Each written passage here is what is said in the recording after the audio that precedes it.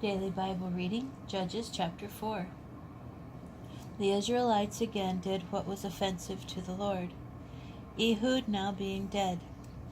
And the Lord surrendered them to King Jabin of Canaan, who reigned in Hazor.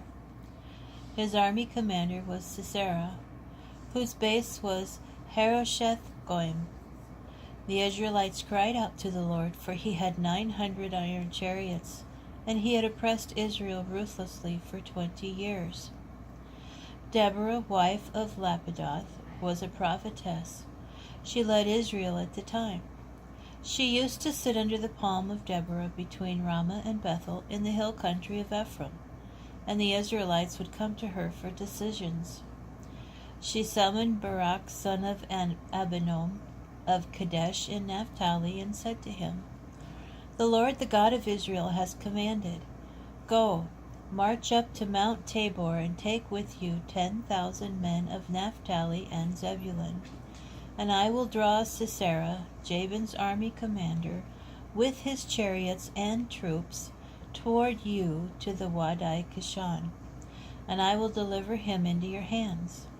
But Barak said to her, 'If you will go with me, I will go. If not, I will not go.' 'Very well, I will go with you,' she answered. 'However, there will be no glory for you in the course you are taking, for then the Lord will deliver Sisera into the hands of a woman.' So Deborah went with Barak to Kadesh. Barak then mustered Zebulun and Naphtali at Kadesh. 10,000 men marched up after him, and Deborah also went up with him.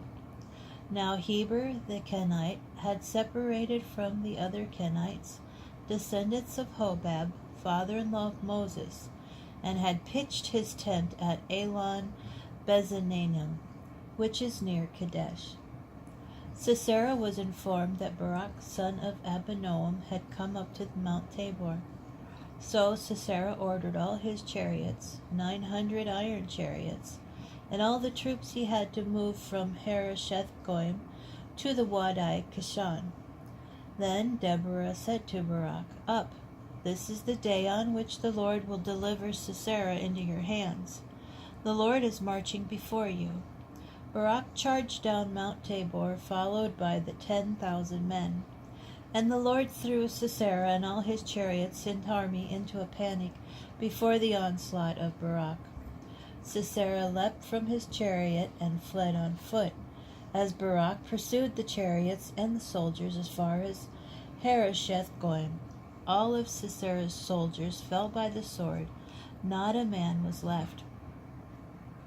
Sisera meanwhile had fled on foot to the tent of Jael, wife of Heber the Kenite, for there was friendship between King Jabin of Hazor and the family of Heber the Kenite. Jael came out to greet Sisera and said to him, 'Come in, my lord, come in here, do not be afraid.' So he entered her tent, and she covered him with a blanket. He said to her, 'Please let me have some water, I'm thirsty.' She opened a skin of milk and gave him some to drink, and she covered him again. He said to her, 'Stand at the entrance of the tent. If anybody comes and asks you if there is anybody here, say no.' Then Jael, wife of Heber, took a tent pin and grasped the mallet. When he was fast asleep from exhaustion, she approached him stealthily and drove the pin through his temple till it went down to the ground. Thus he died. Now Barak appeared in pursuit of Sisera. Jael went out to greet him and said, 'Come, I will show you the man you are looking for.' He went inside with her, and there Sisera was lying dead with the pin in his temple. On that day God subdued King Jabin of Canaan before the Israelites. The hand of the Israelites bore harder and harder on King Jabin of Canaan, until they destroyed King Jabin of Canaan.